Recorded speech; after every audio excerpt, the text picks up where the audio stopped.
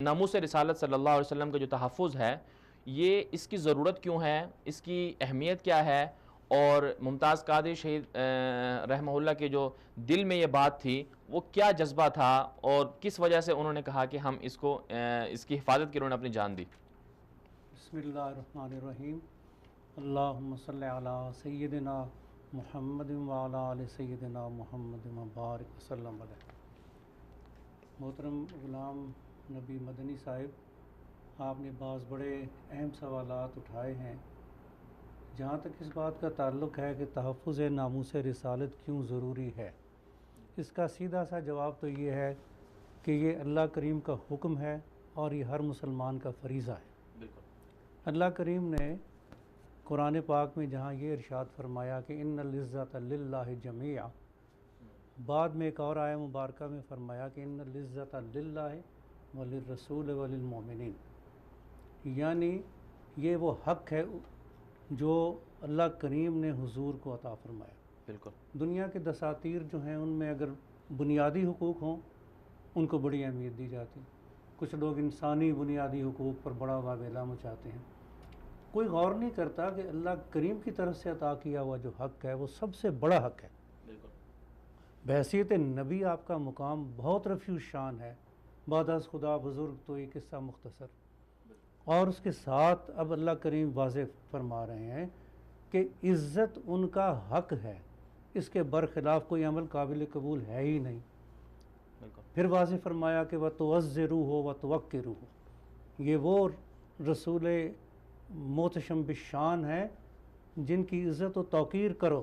بالکل، یہ بھی حکم ہے، یعنی ایک قرآن کا ضابطہ تکریم نازل فرمایا گیا۔ بالکل، اور اتنی احتیاط برتی کہ آپ کی بارگاہ اقدس میں کوئی مسلمان بھی، صاحب ایمان بھی اپنی آواز بلند نہ کرے، یعنی یہ حساسیت کی انتہا ہے۔ بالکل، کہ نہیں، یہ بھی رب کریم کو منظور نہیں، اور ساتھ وارننگ دی کہ اگر تم نے ایسا کیا تو تمہیں شعور بھی نہ ہوگا، تمہارے اعمال برباد ہو جائیں گے۔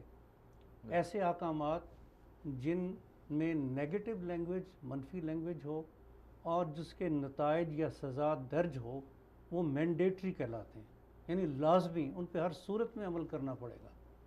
جی، یہ قانون کی انٹرپریٹیشن کا ایک اصول ہے۔ جی، تو اب ایک اور جگہ ایک لفظ رائنا ہے، اس کو استعمال کرنے سے بھی اللہ کریم نے روک دیا مسلمانوں کو بھی، کیونکہ یہودی اس کو ذرا چبا کے رائنا کر کے بولتے تھے۔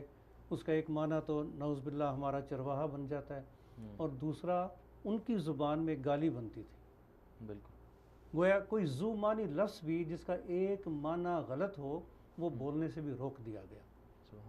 اب یہ وہ مقام ہے جو اللہ کریم نے آپ کو عطا فرمایا، بے شمار اور شان قرآن پاک میں بیان کردہ ہے۔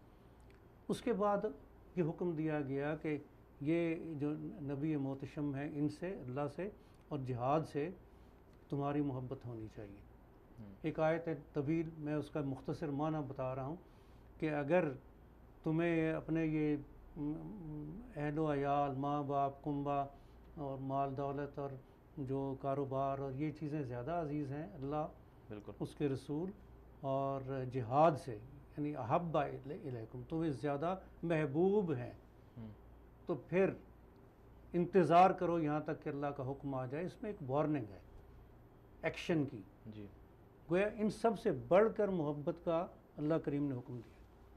تو تحفظ ناموس رسالت نبی پاک صلی اللہ علیہ وسلم کے عظیم الشان مقام کی وجہ سے، اللہ کے احکام کی وجہ سے اور عشق کے تقاضے کی وجہ سے ضروری ہے۔ بالکل، عشق کا ایک تقاضا ہے کہ حضور کے ساتھ سچی سچی محبت کی جائے اور ان کی اتباع کی جائے، جی، ان کا ذکر کثیر کیا جائے، اور ایک تقاضا یہ ہے کہ محبوب کی ناموس پہ حرف نہ آنے دیا جائے، جی، اور اگر کوئی ایسی جسارت کرے تو پھر جو شریعت کے احکامات ہیں ان کی روشنی میں اس کے خلاف فوری کارروائی کی جائے۔